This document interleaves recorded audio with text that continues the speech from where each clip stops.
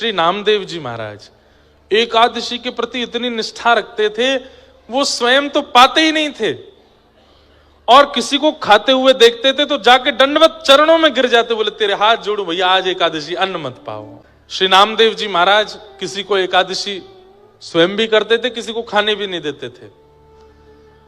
और तो और एकादशी के दिन नामदेव जी अपने मोहल्ले में डोलते थे, घरों में जाके खिड़की खोल खोल के देखते थे कोई अन्न तो नहीं खा रहा। वो सब लोग कहते तुम्हारा क्या बिगड़ रहा, हम खा रहे हैं, हमारा मन, हमें नहीं रखनी एकादशी।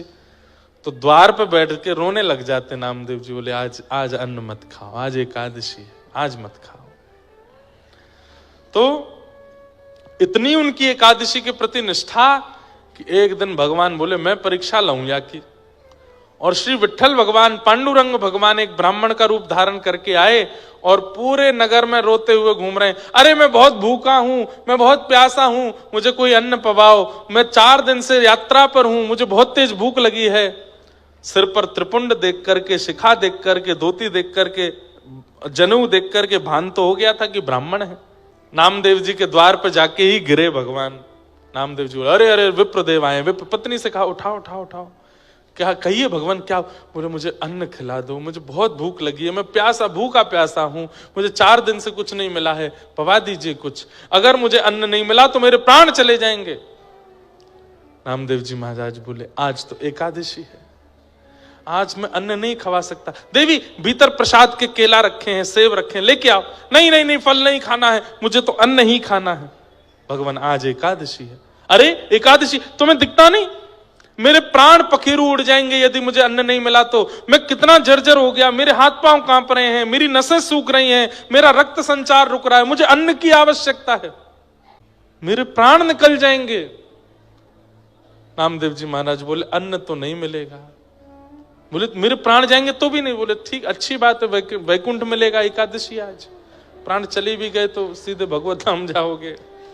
कैसे व्यक्ति हो तुम, यहां प्राण निकल रहे हैं मेरे, तुम कह रहे हो वैकुंठ जाऊंगा मैं। बोले अरे एकादशी, एकादशी के दिन प्राण निकले, इसके लिए कितना लोग प्रार्थना करते हैं, लेकिन आपके प्राण में निकलने नहीं दूंगा। लीजिए केला खाओ, दूध पी लो, फल खा लीजिए, फलाहार कर लीजिए, अन्न मत खाइए। ठाकुर जी बोले ठीक है, तो मैं दूसरे के घर चला जाऊंगा। बोले वहां मैं जाने नहीं दूंगा, क्योंकि मुझे पता है आप अन्न खा लोगे और मैं किसी को अन्न खाने नहीं देता एकादशी के दिन। भगवान बोले बड़े विचित्र आदमी हो, खुद भी नहीं खिलाते, मुझे कहीं खाने भी नहीं देते, जाने भी नहीं देते। अरे मेरे प्राण निकल रहे हैं। भगवान जोर जोर से नाटक करने लगे, चिल्लाने लगे, अरे नगरवासियों, अरे इसने मुझे कैद कर लिया है, मेरे प्राण निकलवा रहा है जबरदस्ती। नामदेव जी बोले नहीं नहीं नगरवासियों, मैं इनके प्राण, मैं फल खिला रहा हूं, ये खा नहीं रहे हैं, आज एकादशी, अन्न में खाने नहीं दूंगा।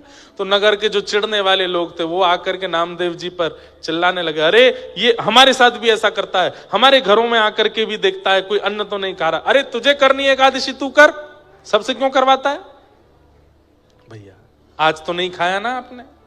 बोले कि अभी भी देखो इसको यही चिंता है कि मैंने अन्न तो नहीं खाया, अपनी चिंता कर, मेरा तो उद्धार हो जाएगा, पर मुझे है कि सबका होना चाहिए, कोई रह ना जाए इस धराधाम पर, सब पंढरीनाथ को प्राप्त कर लें। ठाकुर जी बोले परीक्षा तो हो रही है लेकिन थोड़ी और बड़ी हो। इतने में ठाकुर जी दौरा पड़ गया, ठाकुर जी को जोर जोर से हिलने लगे, अन्न खिलाओ, अन्न खिलाओ, मेरे प्राण निकल रहे हैं। नामदेव जी महाराज सिर सहलाने लगे, पैर दबाने, पत्नी से बोले देवी एक काम करो, दूध में केला घोल करके पिला दो इनको, थोड़े प्राण तो बचेंगे।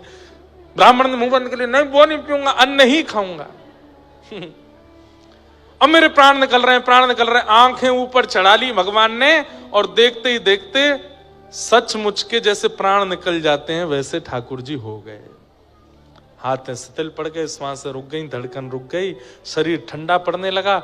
नगर के लोग बोले अरे नामदेव, ऐसा पाप करके तू कौन से नरक में जाएगा, कौन सी ऐसी एकादशी जिससे तेने प्राण हरण कर लिया एक ब्राह्मण के।